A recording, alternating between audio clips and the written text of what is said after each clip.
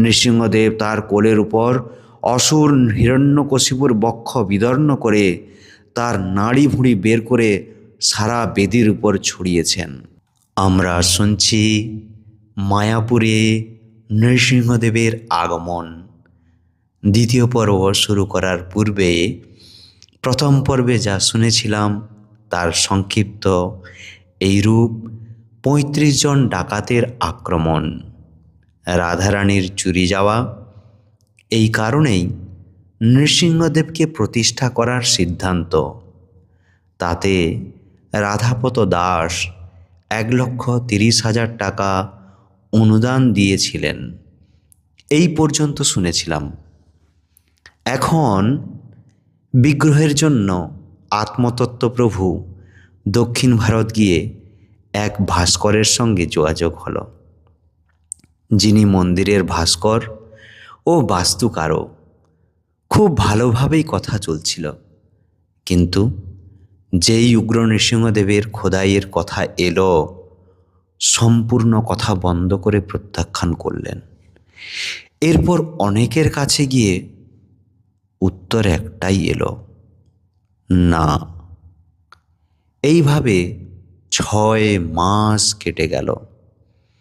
এদিকে রাধাপদ দাস বিগ্রহ প্রতিষ্ঠা দেখার জন্য খুবই উদগ্রীব।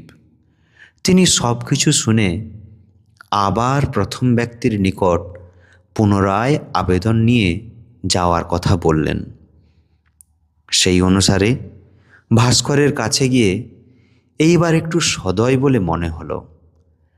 তিনি শিল্প, শাস্ত্র, মন্দির, বিভিন্ন বিগ্রহ সম্বন্ধে বর্ণনা করতে করতে নৃসিংহদেবের বর্ণনার কয়েকটি শ্লোক বেশ জোরে জোরে পাঠ করছিলেন, যার অর্থ তার অগ্নিশিখার মতো কেশর, অনুসন্ধানী দৃষ্টি, হাঁটু ভাঁজ করা, একটি পা সামনের দিকে বাড়িয়ে স্তম্ভ থেকে ঝাঁপ দিতে প্রস্তুত। আমরা তো এটাই চাইছিলাম। শাস্ত্রীয় বর্ণনা অনুসারে বিগ্রহ খোদাইয়ে সহায়ক একখানি ছবি ১ সপ্তাহ ধরে আঁকলেন, কিন্তু পরিশেষে বললেন তিনি নিজেই বিগ্রহ খোদাই করবেন না। তাই শুধু ছবি নিয়ে মায়াপুর ফিরতে হলো। মায়াপুর কর্তৃপক্ষের সবাই ছবিখানি দেখে খুব খুশি হলেন। প্রত্যেকেই চাইলেন ওই ভাস্করই যেন ওই বিগ্রহ তৈরি করেন। পুনরায় রাজি করানোর জন্য আমাদের আবার দক্ষিণে যেতে হলো। তবে এবার বড় উদ্বেগের সহিত নৃসিংহদেবের কৃপা আশীর্বাদ প্রার্থনা করতে করতে ভাস্করের বাড়িতে সোজা গিয়ে উপস্থিত হলাম। ২-১ কথা বলতে না বলতেই উনি বললেন তিনিই শিববিগ্রহ খোদাই করবেন। আমরা শুনে খুব আনন্দিত হয়ে জিজ্ঞাসা করেই বসলাম, কিভাবে এই সিদ্ধান্তে উপনীত হলেন? উত্তরে তিনি যা শোনালেন তা এক মজার ব্যাপার। এই ভাস্কর আমাদের অনুরোধ নিয়ে তাঁর গুরুদেব কাঞ্চিপুরমের শঙ্করাচার্যের নিকট গিয়েছিলেন। তার গুরুদেব সঙ্গে সঙ্গে উত্তর দেন, করবে না, তোমার বংশ নাশ হবে।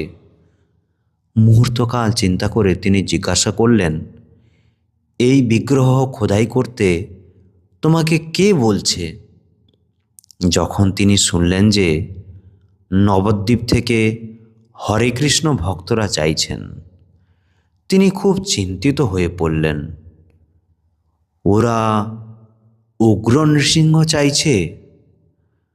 উগ্র নৃসিংহ খোদাই করা আর তা প্রতিষ্ঠা করার জটিলতা সম্বন্ধে কি ওদের কোনো ধারণা আছে? ৩,০০০ বছর পূর্বে খুবই উন্নত ভাস্করেরা কেবল এইরূপ বিগ্রহ বানাতেন। মহীশূরে যেতে এক জায়গায় এক ভয়ঙ্কর উগ্র নৃসিংহ প্রতিষ্ঠিত ছিলেন। নৃসিংহদেব তার কোলের উপর অসুর হিরণ্যকশিপুর বক্ষ বিদর্ণ করে তার নাড়ি ভুঁড়ি বের করে সারা বেদির উপর ছড়িয়েছেন। ওখানকার অর্চন ছিল খুব উচ্চমানের। ওখানে প্রতিদিন হাতি সহযোগে শোভাযাত্রা করে উৎসব হতো। কালক্রমে অর্চনে ভাটা পড়ে। বর্তমানে ওই স্থান যেন একটি ভুতুড়ে শহর। পুরো গ্রামটাই ধ্বংস হয়ে গিয়েছে। কেউ ওখানে শান্তিতে থাকতে পারে না। ওরাও কি ওদের ওখানে তেমনটি চাইছে?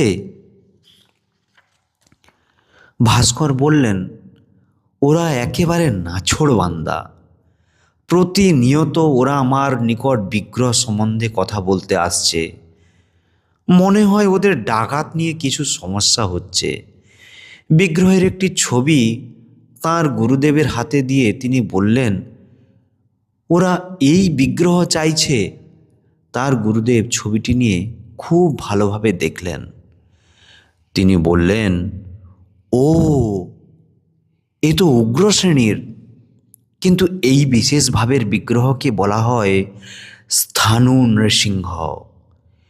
এই পৃথিবীর কোথাও উনি নেই। এমনকি স্বর্গের দেবতারাও এই রূপের আরাধনা করেন না। হ্যাঁ, এই বিগ্রহ উগ্র শ্রেণীর। উগ্র মানে ভয়ঙ্কর, ভীষণ ক্রুদ্ধ। এই শ্রেণীতে 9 প্রকার রূপ রয়েছে।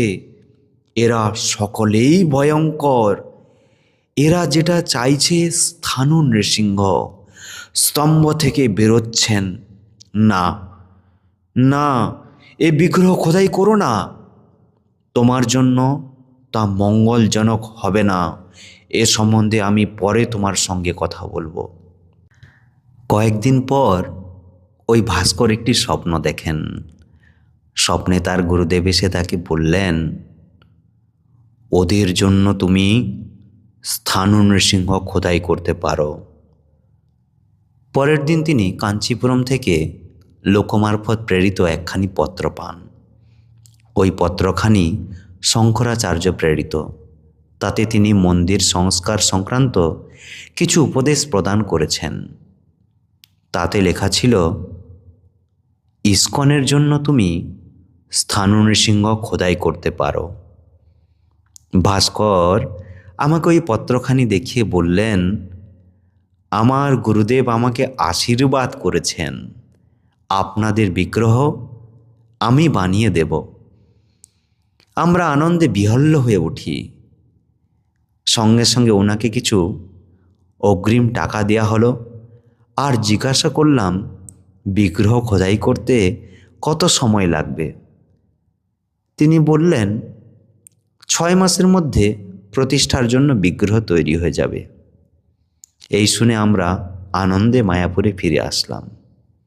কিন্তু এখানেই শেষ নয়। পরবর্তী অংশ এরপরে আমরা খুব শীঘ্রই নিয়ে আসছি। জয় নৃসিংহদেব ভগবান কি জয়। ভক্তরাজ প্রহ্লাদ মহারাজ কি জয়।